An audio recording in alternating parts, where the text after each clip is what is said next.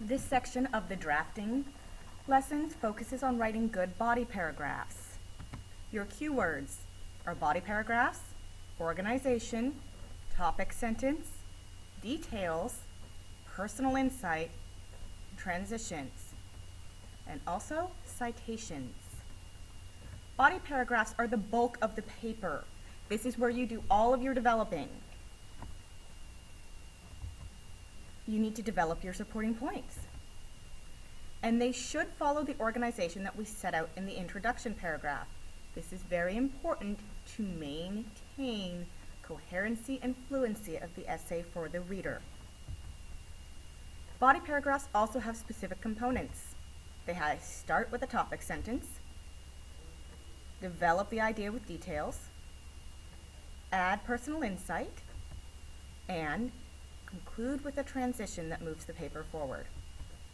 They also feature citations acknowledging where the information that supports the ideas came from.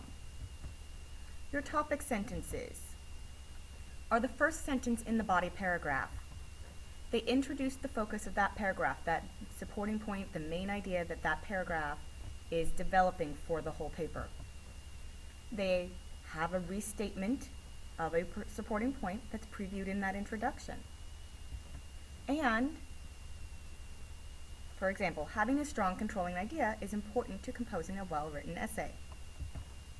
This is the focus that that paragraph will develop.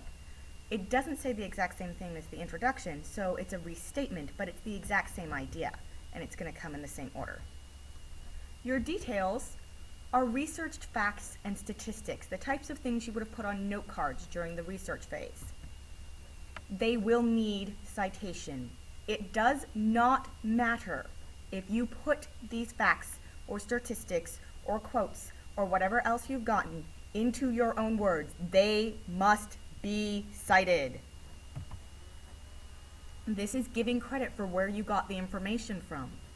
Those ideas were not your own. You are using them to build your ideas and therefore must still give credit to the people who originally had those ideas. Citation does have a specific format. For right now, you are using your source numbers to cite. We will look at citation more closely in another lesson. If you're not sure whether or not something needs a citation, cite it. Examples.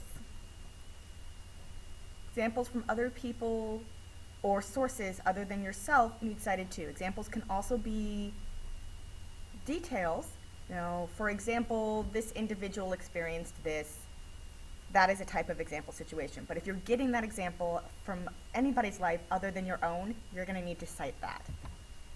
You can also use quotes as details. Quotes always need citation.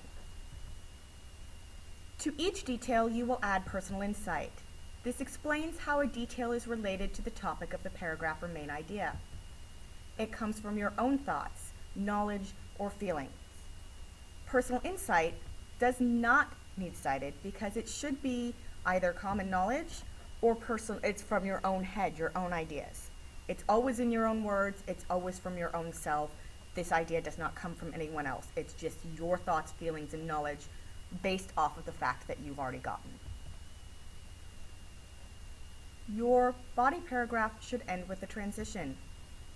This wraps the idea up and moves the essay forward by bringing closure to the topic. An example of a transition sentence is, choosing a narrow enough topic and shaping it into a good thesis statement is a critical first step to writing a good essay. We know that this topic on this paragraph was about focusing the essay, and we've now narrowed it down into having made a good thesis statement, and this being the first step. We know there must be other steps coming, but it gives closure to this paragraph and moves us forward. Here's a sample paragraph for a body paragraph. Having a strong controlling idea is important to composing a well-written essay. Such claims must be narrow enough to be covered and developed in a single essay, but broad enough to allow for topic development. For example, writing a paper about animals is a very broad topic since there are a lot of animals with many different characteristics. This is a better topic for a series of books than a single essay. On the other hand, focusing on a specific species, such as dogs, is a manageable topic since the members of the canine family all share specific features that can be discussed in a paper. However, having a sufficiently narrow claim is not enough to present a strong controlling idea, as this idea must be shaped into a thesis statement. A thesis statement is one of the trickiest portions of writing an essay because it must do more than just state a topic. It must provide a statement that can be proved or argued. To illustrate, my job as a teacher is a simple fact that can be neither argued nor proven. On the other hand, the claim teaching is the best job in the world for me can be both. Choosing a narrow enough topic and shaping it into a good thesis statement is a critical first step to writing a good essay.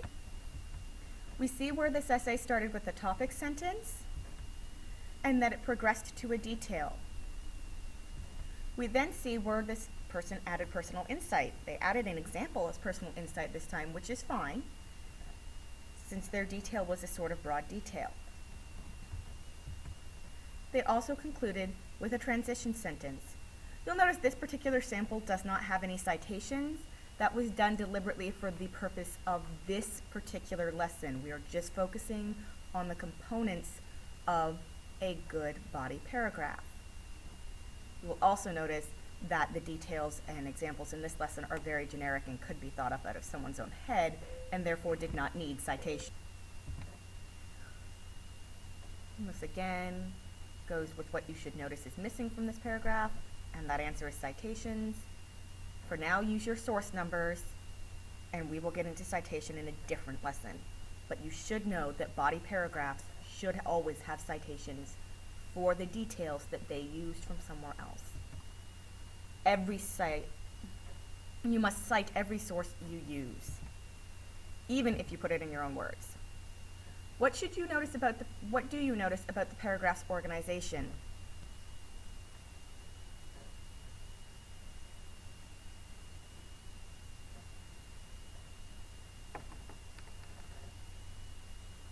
You should have noticed that details were presented together on similar mini-topics. One mini-topic was developed first and then the other. In other words, the paragraph was organized logically. Now for critical thinking, you're going to use the notes you've taken and the things you've learned through this lesson to create a checklist for writing a good body paragraph.